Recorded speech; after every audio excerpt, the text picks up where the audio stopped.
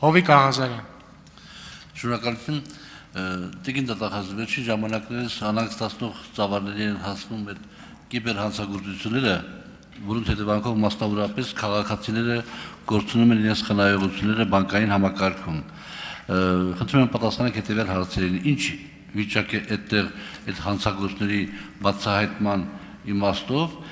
եւ նաեւ կանխարգելման իմաստով եւ նաեւ քաղաքացիները, որոնք դրանց արդյունքում դժվար են ուղղակի գործել իրենց խնայողությունների ամբողջությամբ կամ մի մասը, փոխհատուցում նախատեսվում է, եթե դուք տիրապետում եք իհարկե այս ինֆորմացիային, թե ոչ։ Շնորհակալություն։ Մեր հաղորդման մեջ առանձին հատված է նախատեսված,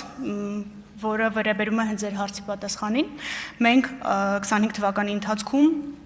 ունենք մի շարք դեպքեր, երբ վերահսկողական թույլ մեխանիզմների առկայության պատճառով, մասնավորապես մի շարք բանկերում,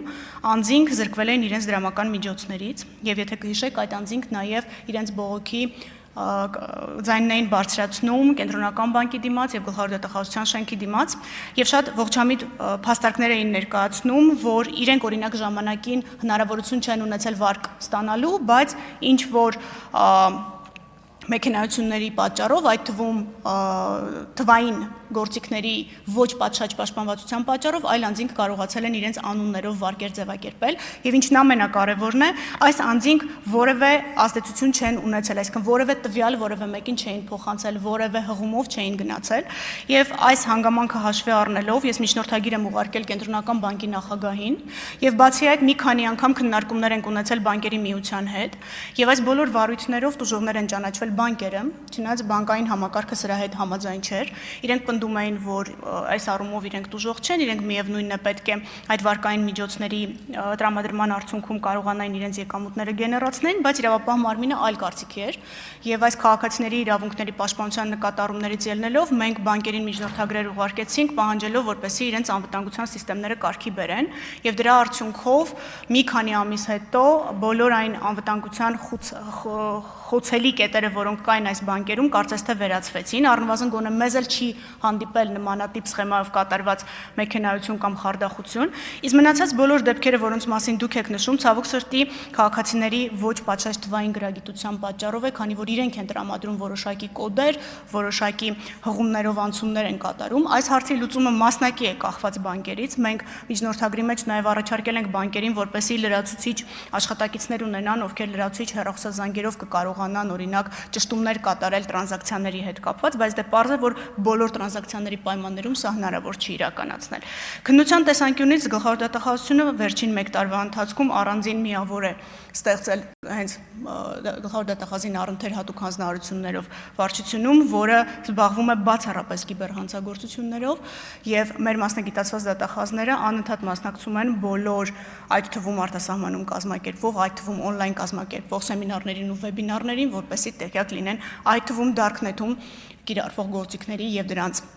քննության վերաբերյալ նշեմ, որ այս առումով վերջին տարիների եւ կարելի ասել վերջին ամիսների վիճակագրությունն է նույնիսկ փաստում, որ քննության որակը փոխվել է։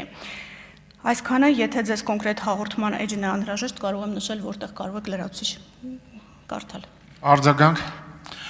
Շնորհակալություն։ Այդուհանդերձ այն դեպքում, երբ որ իրենց քաղաքացիները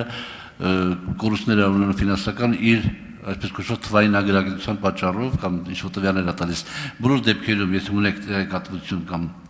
ինֆորմացիա ունեք այդ իմաստով, այդ քաղաքացիների կորուստները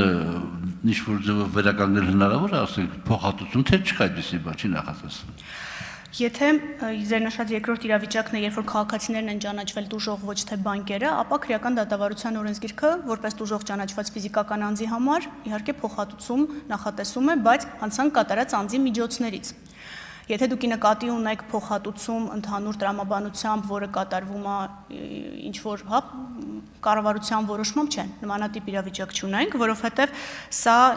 որոշակի խոցելի խումբ չի։ Մենք գործ ունենք խարդախությունների հետ, որոնք կատարվել են ուղղակի թվային տիրույթում, եւ այս դեպքում տուժող ճանաչված անձինք քննության արդյունքում, երբ որ մենք հանցանք կատարած անձանց հայտնաբերում ենք եւ իրենց դրամական միջոցների վրա արգելանք ենք դնում, այդ գումարները ուղղում ենք այս անձանց պատճառված վնասի վերականգնմանը։ Այդ գումարները չեն ուղղվում վերականգնված միջոցների միասնական հաշվին։